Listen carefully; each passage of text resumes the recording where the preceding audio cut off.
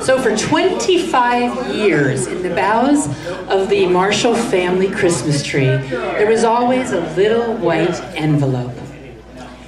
That was because Mike, the dad, didn't much like Christmas. You know, all the commercialism, the need to go out and find the perfect shirt for Uncle Henry and the perfect talcum powder for Grandma. You know what I'm talking about, right? He didn't like that commercialism. It wasn't the holiday that he didn't like, it was the commercialism and all the buying and spending and rushing about. So Judy, his wife, decided that she wanted to come up with some way to celebrate Christmas with Mike that would be different, that wouldn't be honoring all that commercialism. And they had 4 boys, and the boys, of course, liked Christmas just the way it was.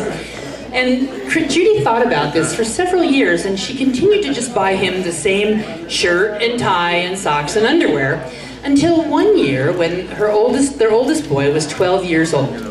And he was at a wrestling match at his school. And they were wrestling against an unsanctioned team that was sponsored by a local church.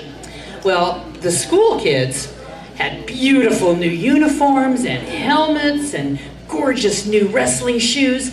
And the team sponsored by the church was kind of a ragtag team. They didn't have any uniforms and they didn't have any helmets, and their shoes, well, they were held together with shoestrings.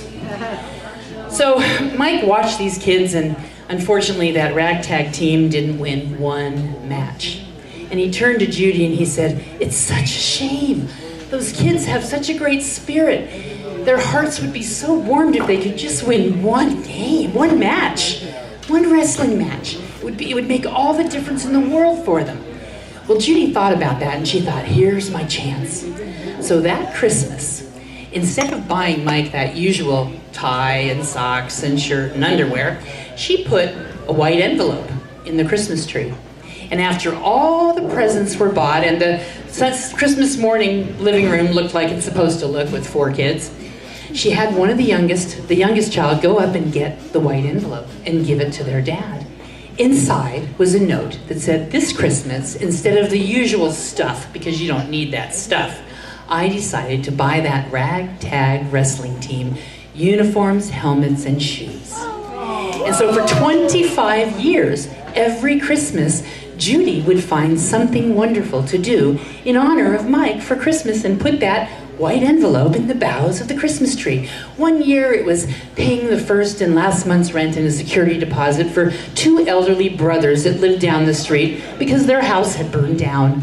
Another year it was sending some disabled kids to camp.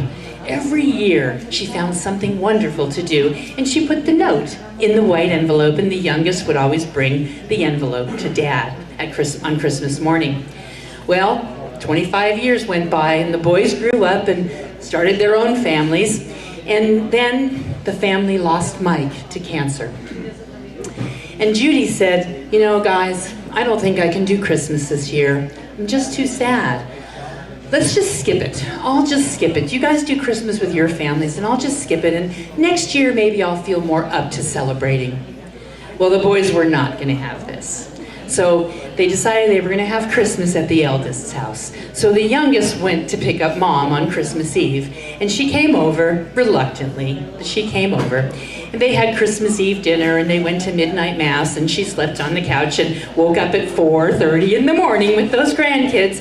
And when Christmas morning was appropriately covered all over the floor for those grandkids, one of the little ones said, "Why is there a white envelope in the Christmas tree?" And Judy looked up, and there wasn't one, there wasn't 2, there wasn't 3, but there were 4 little white envelopes in the boughs of that Christmas tree. Unbeknownst to each other, all 4 boys did something wonderful in honor of their father and put that little white envelope in the boughs of the Christmas tree.